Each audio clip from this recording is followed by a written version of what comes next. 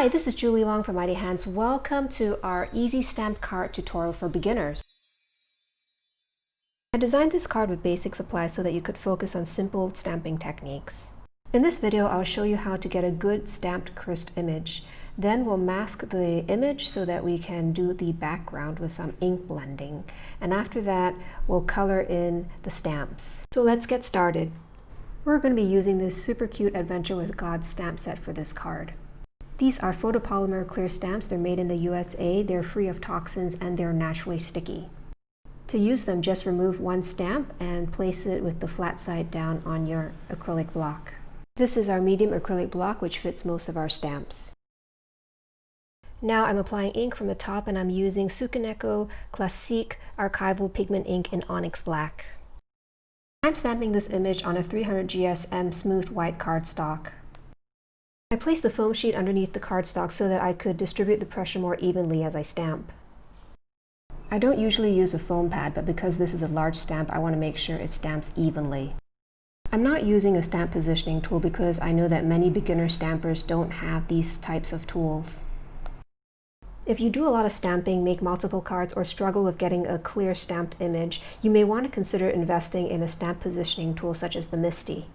There are many different types of stamp positioning tools in the market, but the main feature is that they allow you to stamp in the same position several times. Now I'm creating a mask for the stamped image that we just stamped onto the white cardstock. I'm going to stick this mask onto that stamped image, and it's going to keep that area free of any ink as I do ink blending around it. You can make a mask out of any type of low-tack sticky note. Here I've used a roll of post-it note type tape from Daiso. Now I'm cutting out the mask from the sticky note.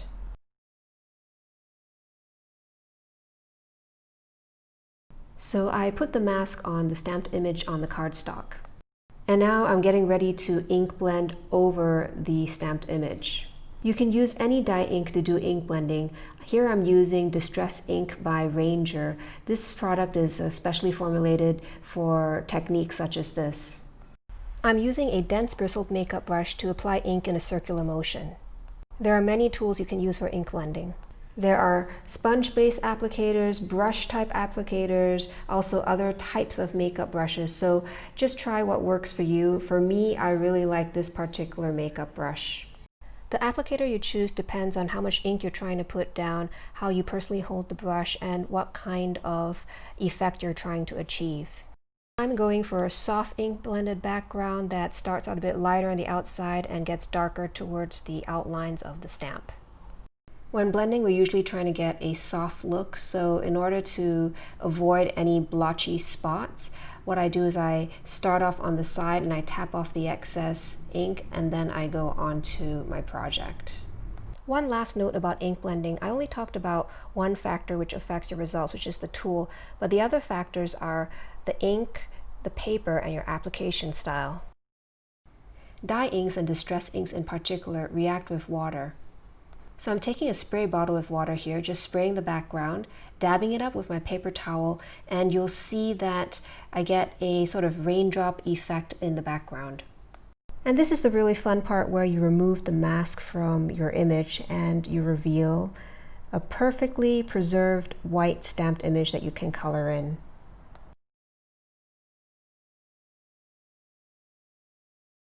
You can keep and reuse this mask for a later project. Now I'm stamping You Keep Me Grounded onto the card. So the sentiment did not stamp as well as I would have liked. It's a little bit light, so I'm going to fix that later on with a pen. Now I'm stamping this really cute Thankful for You sentiment. I really like this sentiment. I think it's really versatile and can be used on all kinds of things like tags, thank you cards, Thanksgiving cards. Also, if you want to decorate some baked goods, it just has a lot of options. You can clean your stamps with a baby wipe, the Lawn Fawn stamp chamois, which is what I'm using here, or just a rag with water. Allow your stamps to air dry and then store them back on the acetate sheet away from direct sunlight and heat. Now it's time to do some coloring. You can use any medium which you prefer to color in your images. I really enjoy using colored pencils as well as watercolor pencils to color in my images because it allows me to do a little blending and also get a softer look. So this is how I use my watercolor pencils. First, I lay down some color onto the image, usually the darkest colors first, and those would go in the areas of shading, and then afterwards I will add on the lighter colors. And after I'm done, I will go over everything with the water brush, and if I want to make any area darker, I'll just add more watercolor pencil and go over it with the water brush again. So here are my tips for using watercolor pencils. When you color in a circular motion, this prevents harsh lines, because anytime you get harsh lines, it might not be as easy to dissolve the color pencil with the water. Also, start light and just add on more layers if you want it to be darker. If you end up with too much color in one area, one thing you can do is apply water and use a paper towel to dab it up. That will remove some of the pigment. You can also use an eraser to try to pick up some of the color pencil if it's still dry. And don't forget that you can use your watercolor pencils just as normal colored pencils. So if there's an area that you want to be particularly dark, just use it as a colored pencil and don't apply the water brush.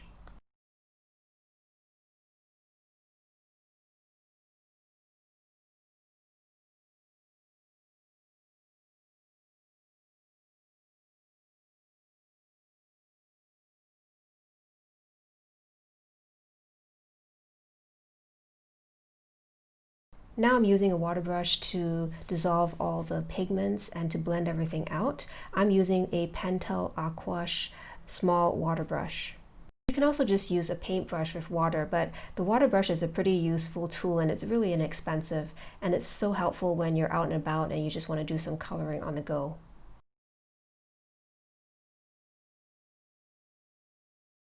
Now I'm adding some splatters to the background, so I'm using the same distress inks that I used for the background.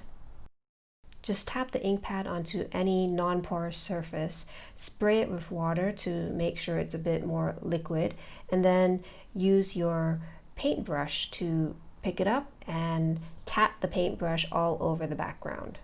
Now this would be a good time to put your mask back onto your stamped image in case you want to protect it.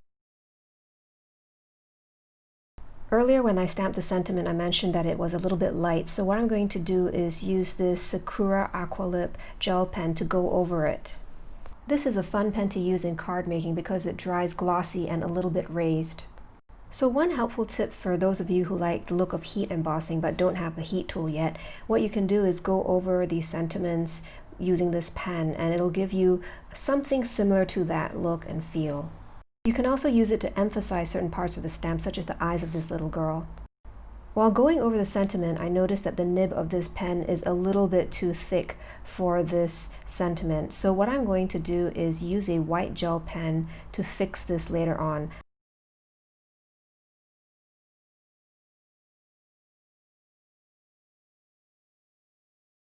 I'm coloring in Grounded in blue to tie all the colors of this card together. Now I'm using my white Sakura gel pen to add back all the holes in the O's and the U's and the D's and the E's. To finish off the card, I added a blue enamel heart by the sentiment. So there you have it. There's your one-layer stamped, ink-blended, masked, and colored card. If you enjoyed this video and want to see more, please hit the like and subscribe button. Also click on the link at the end of this video to watch other beginner tutorials. All our stamps and dies are available on our website at mightymightyhands.com. All the products are linked in the description box below. We'd love to see you on Instagram and Facebook as well, so please follow us over there. Thank you so much for stopping by. God bless the work of your hands.